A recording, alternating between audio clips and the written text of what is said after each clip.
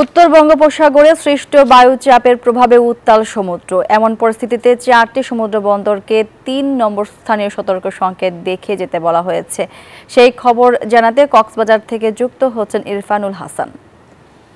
ইরফান, কক্সবাজারের পরিস্থিতি এই মুহূর্তে কি দেখতে পাচ্ছেন আমাদেরকে জানাবেন।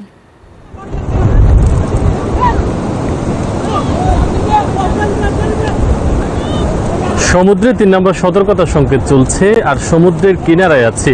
আমার পেছনে সমুদ্রের যে দৃশ্য, অন্য স্বাভাবিক দিনের তুলনায় আজকে সমুদ্রের ঢেউগুলো বেশ বড় বড় এবং সমুদ্রে যে আসলে কিছু একটা প্রভাব চলছে সেটি সমুদ্র দেখে বোঝা যাচ্ছে।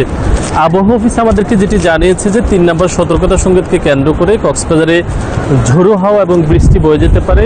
এরই ফলে গতকাল থেকে এবং আজকে সকাল থেকে একেবারে টানা বৃষ্টিপাত হয়েছে এবং এই বৃষ্টিপাত দুপুর পর্যন্ত অব্যাহত ছিল, কিন্তু দুপুরের পর থেকে এখন পর্যন্ত বৃষ্টির দেখা মিলেনি এবং কিছুক্ষণ আগে রোদের দেখা মিলেছে। তো আবহাওয়া অফিস যেটি বলছে, আসলে যদি পরিস্থিতি স্বাভাবিক হয়ে যায় তাহলে আজকের মধ্যে 3 নম্বর সতর্কতা সংকেত কেটে যেতে পারে।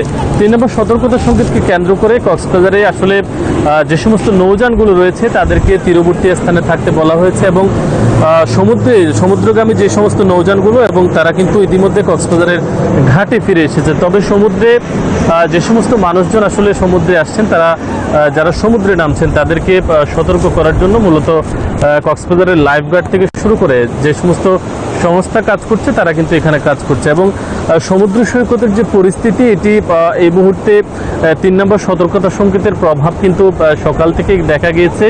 অতি বৃষ্টির কারণে মূলত কিন্তু সমুদ্র সৈকতে মানুষের আনাগোনাও কিছুটা কমে এসেছে। তো সমুদ্র সৈকতের পরিস্থিতি এখন স্বাভাবিক রয়েছে এবং আবহাওয়ার যে পরিস্থিতি, এটি আবহাওয়া অফিস যেটি বলছে যে যদি রোদ চলে আসে তাহলে হয়তো বা 3 নম্বর সতর্ক সংকেত আজকের মধ্যে কেটে যেতে পারে। এই ছিল আবহাওয়ার সর্বশেষ খবরাখবর। ফিরে যাচ্ছে স্টুডিওতে। বান্ডেল থাকলে প্রতি সেনমানিতে টাকা বাঁচবে।